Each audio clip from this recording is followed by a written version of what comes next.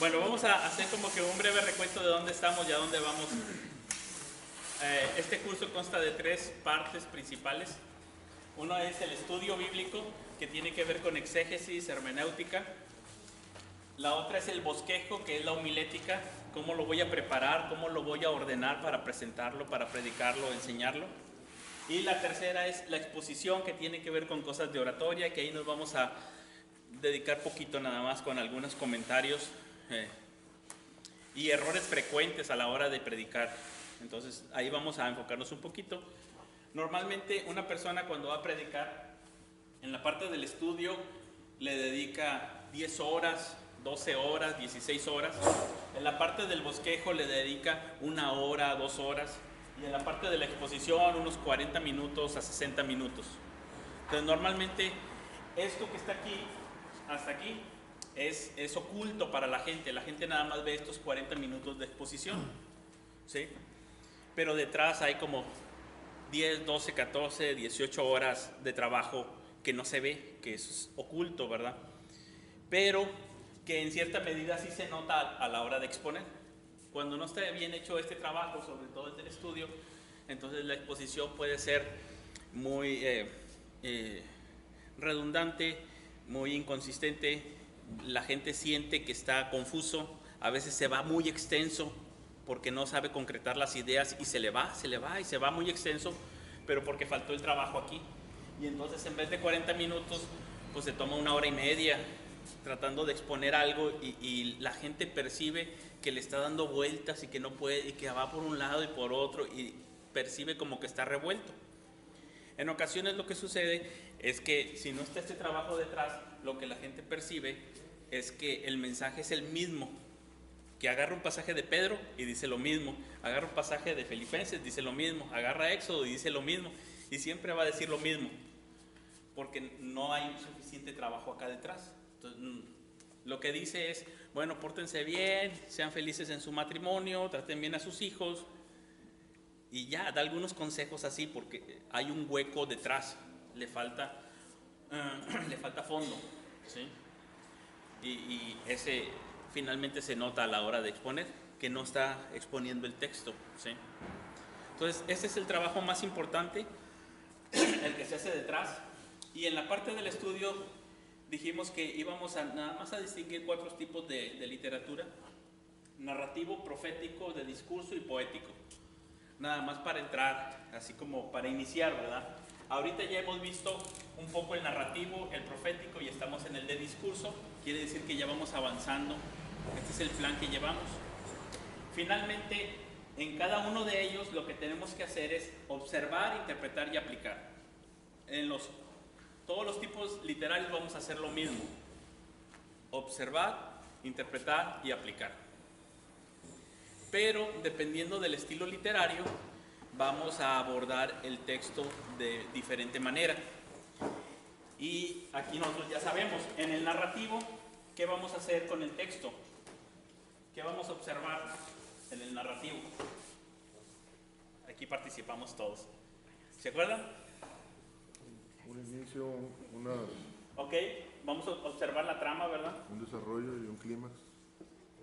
Un inicio, un desarrollo, un clímax y un desenlace. Entonces vamos a observar la trama, cómo está, y ya sabemos que en el clímax va a haber algo muy importante ahí, que va a ser nuestra verdad principal. Vamos a observar, obviamente como es narrativo, personajes. Vamos a observar el escenario donde se está desarrollando.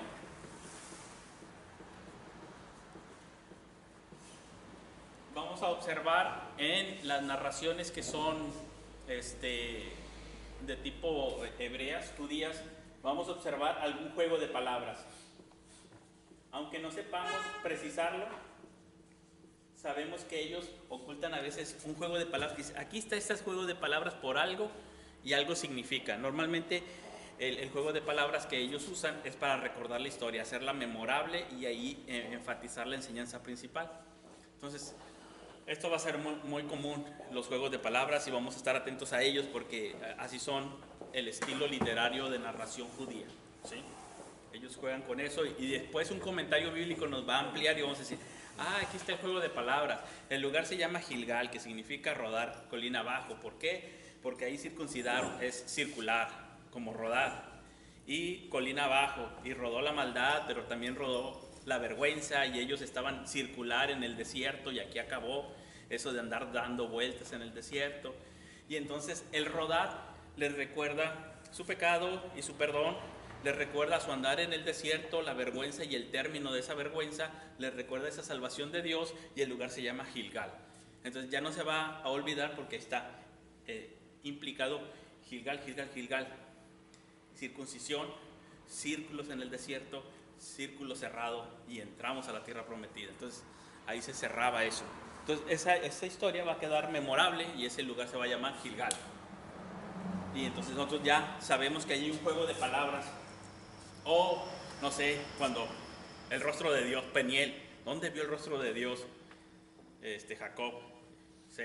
O luchar con Dios, etc. Y esos lugares, en español a veces no se nota, pero en hebreo lo resaltan ellos. Él ve el rostro de Dios en Esaú.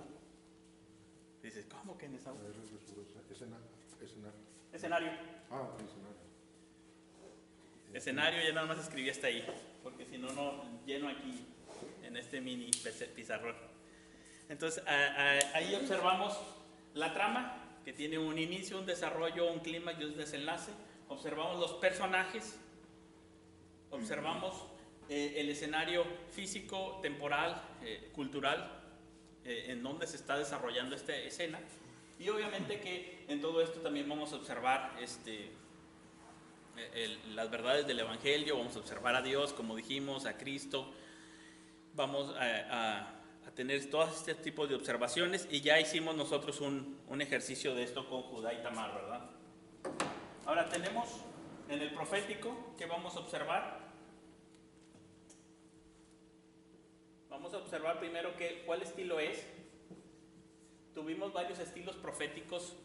Dijimos que a veces era una demanda profética, a veces era una visión, a veces es un oráculo de guerra o de destrucción. Depende de cuál era el caso. Vemos el estilo porque el estilo nos va a ayudar a interpretar qué hay ahí.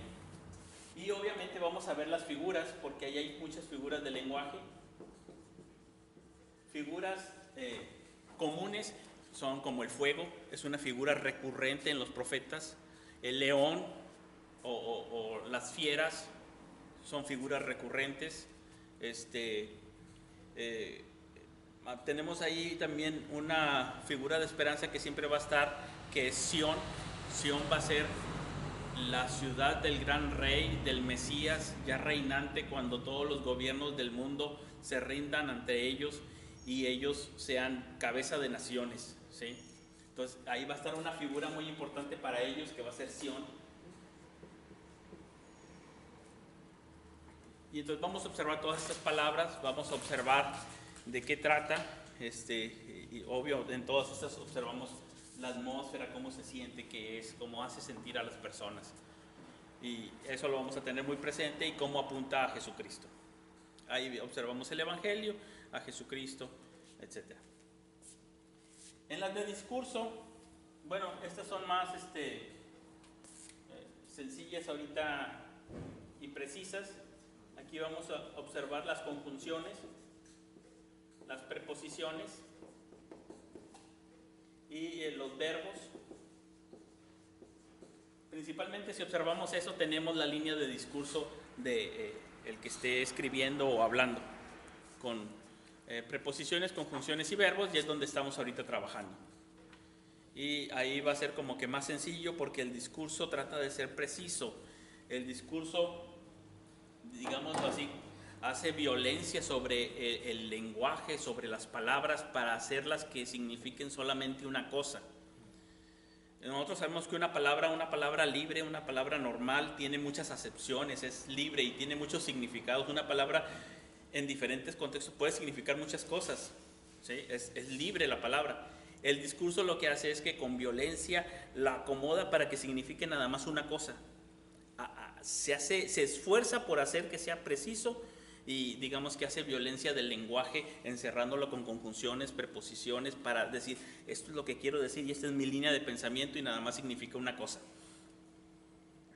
No es como la poesía en vez de hacer violencia sobre la palabra, la poesía lo deja libre y entonces la palabra se puede interpretar de una forma y de otra y el poeta dice una cosa y el que lo escucha está interpretando y cada quien está interpretando diferente una poesía, porque la palabra empieza a agarrar diferentes contextos. Lo vamos a ver cuando lleguemos a poesía. Este es más natural, nuestro lenguaje es más bien poético que prosaico de discurso. De discurso requiere trabajo, requiere un esfuerzo y una violencia sobre el lenguaje muy, muy definido. Entonces, lo más probable es que nosotros cuando hablemos de alguna manera poética, a que seamos de discurso. Sí, eso requiere, bueno, también ser poeta requiere su esfuerzo, pero de locos y poetas todos tenemos un poco. Y lo hacemos en el lenguaje y de repente se entiende como en un sentido y en otro sentido y puede caber interpretaciones. Y uno dice, es que yo vi que tú dijiste eso. No, pero yo quise decir esto. Y hay interpretaciones porque somos más poéticos que de discurso. Si fuéramos de discurso hablaríamos con la precisión de un filósofo y el filósofo va a examinar tu idioma, tu lenguaje, tu expresión verbal y va a decir, no, dijiste esto. Y las palabras precisas fueron estas y significan esto, haciéndolo como de discurso, pero uno no habla con esa precisión todo el tiempo, ni los maestros. Nuestro lenguaje es más libre, las palabras son más libres y nos envuelven en una conversación, ¿sí? Pero en el discurso, ahorita lo vamos a ver, la precisión cómo se van. En el poético después vamos a echar a volar nuestro espíritu cuando veamos cantares o otras cosas y dice, a ver, porque ahí el énfasis no va a estar en las palabras, en el discurso sí, en la poesía no va a estar el énfasis en la palabra, sino en los versos, en las frases completas. Ahí no importa la palabra en sí qué significa, no, es la frase la que te está dando el significado y sobre todo las frases como las usan los hebreos con paralelismos. Y ahí va a estar el significado, en los paralelismos. Por eso, querer hacer este diagrama en una poesía es ejercer violencia sobre el idioma y a veces no llegar a lo que realmente el poeta quiso decir. Y es ahí donde alguien dice o lee, mi canción es Jehová. Y ya el que lo interpreta no poéticamente, sino como discurso, dice, ahí dice que Dios es música en el original y que esto y que no sé cuánto, y entonces Dios es musical. Y ya está interpretando de acuerdo a los significados de las palabras porque está haciendo algo que no hizo el que lo escribió. Y no podemos interpretar como discurso lo que es poesía, ni al revés, ¿verdad? Entonces ahí hay que tener mucho cuidado porque violentamos una forma literaria y decimos otra cosa que no tiene nada que ver. Bueno, eso lo veremos en el de poesía la siguiente semana, la siguiente, porque la siguiente es reunión de oración. Entonces, hasta aquí vamos. ¿Alguna duda? Además de observar palabras, en todas vamos a observar estructura. Aquí la estructura nos las van a dar las palabras, preposiciones y conjunciones. En todos vamos a observar la estructura. Aquí no la va a dar esa gráfica que hacía, ¿verdad? De curvita. Aquí en el profético la estructura no la va a dar el estilo literario, si es una visión o si es un oráculo, lo que sea. Ese nos va a dar la estructura. En el poético la estructura lo vamos a tener en el poema completo con sus paralelismos. Ahí es muy importante porque otra de las violencias normales que se hace es que, digamos, de un salmo hay una parte que se les hace muy bonita y sacan esa sección y eso es lo que enseñan. Porque la siguiente parte se ve muy fea y la anterior no la entiendo y no hallo cómo se relaciona todo completo y en vez de enseñar el poema completo le saco una parte y ya digo lo que yo quiero decir porque esta es la parte bonita del salmo que a mí me gustó y eso lo enseño. Pero no soy capaz de enseñar el salmo completo porque no veo cómo se relaciona eso. Y nada más veo esa parte y esa la agarro, porque es la poética bonita según mi entender, pero es por falta de comprensión y de un trabajo que va aquí. Lo vamos a hacer como quiera. En todos vamos a observar la atmósfera. Si hay temor ahí, si hay regocijo, si hay preocupación, si hay ira, la atmósfera que hay aquí. ¿Cuáles son los sentimientos? Algunos dicen que esto es demasiado, pues, sí, sensible, como demasiado subjetivo, como que cada quien va a sentir algo, pero no es cierto. No, es que uno tiene que imaginarse. No es cierto. Cuando uno lo lee y lo estudia, ahí se siente, ¿sí? Y tú lees completo el Apocalipsis y oyes y sientes todos los gritos y la gente llorando y gritando ahí, desesperada. Se siente. Dice, este pasaje aquí se siente la desesperación. Y ves otro pasaje y el siguiente y se siente el regocijo y están cantando y alabando y se siente ahí. No es que no haya una atmósfera, sí la hay. Y no es tan subjetiva como algunos dicen. No es tan subjetiva así. Es real y ahí está. Y nunca podemos tomar un pasaje sin esa atmósfera, ni tampoco ir en contra de esa atmósfera a la hora de enseñar, porque estaríamos haciendo algo con el pasaje, algo que no dice.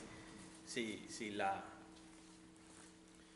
atmósfera de un discurso era de elogio a unas personas y de regocijo, de gozo, de esperanza, y nosotros la convertimos en una atmósfera de regaño, de preocupación, de desesperación, pues estamos yendo en contra de lo que ahí dice el texto.